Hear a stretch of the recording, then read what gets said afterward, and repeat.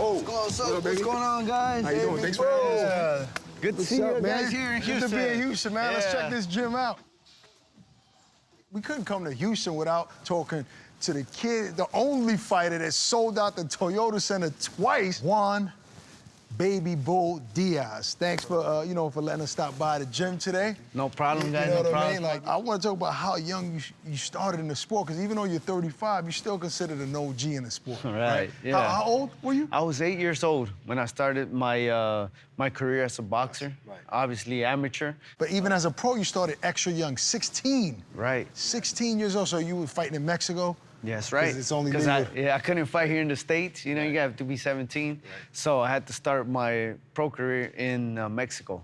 Where did that hunger for this sport come from? Since the day I can remember, we were living in a little small trailer with 3 other families. You know, we used to sleep on the floor. We didn't even have the whole bed set. You know, all we had was the mattress, and that was it. I said, I want a better future for my family. So when did you start to gain some notoriety, like where people started to realize, well, this kid Juan Diaz has skills like in the pro rankings? What would you say was the defining fight or moment for you? My biggest fight of my career, which was, against Marcus, I would say, which it was a career-defining fight. And, he went on and fought Floyd Mayweather. I went on and fought Paul Malignaggi down here at the Toyota Center again. So, my name and my notoriety started from when I was amateur.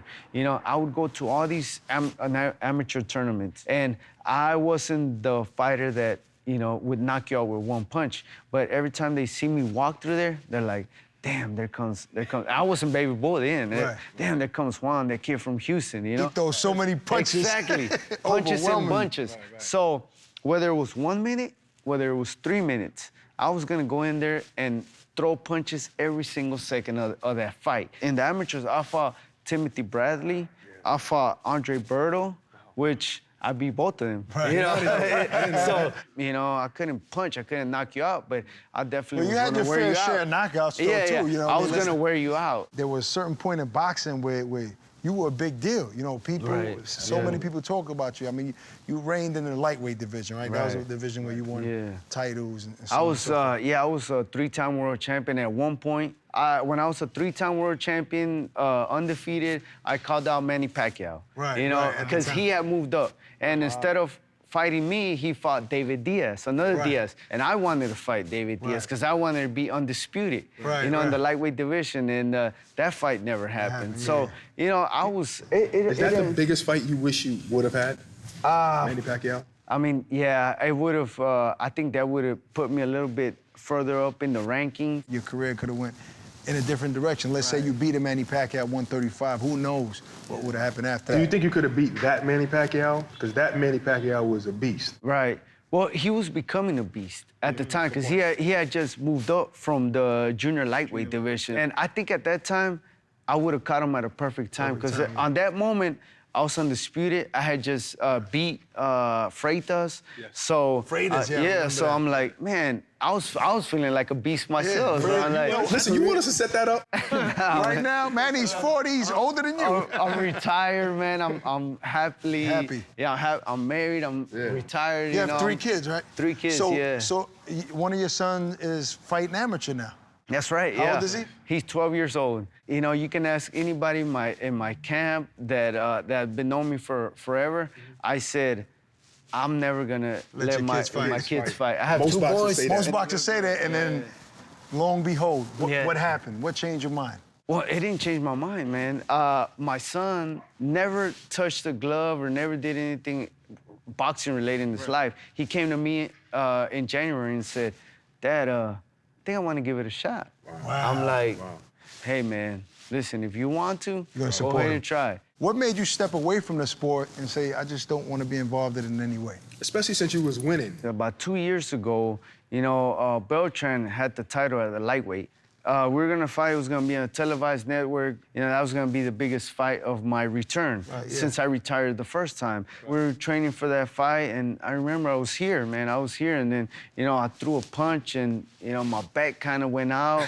I go to the doctor, and he's like, well, you can either rest up for a few months, have surgery, and, get back on it. I already went through one surgery, with my, on this comeback. I had rotator cuff surgery. So then I come here and I'm like, well, I'm gonna be out for another year.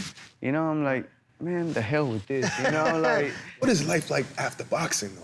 All the materialistic stuff that I used to care about back then, I mean, I never really cared too much about it, but what I did used to like is travel, man. I used to love to travel when in my single days. I have some of my coaches here. We have so many stories about our bachelor days, going, Don't get too in depth because your wife can start asking questions and all of that. But so you like the married life? You're enjoying the married family life? I enjoy it. I love it, man. Every Sunday, especially the summers, I turn on the grill, barbecue, jump in the pool.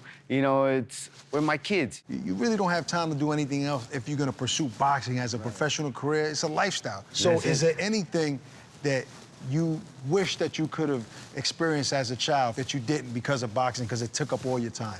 Well, it's funny that you mentioned that, man, because I do get asked that by just regular people. All my life, it was spent in school and boxing. So right after school, go to boxing. In the weekends, if I wasn't going to a tournament, I was going to a local show to fight.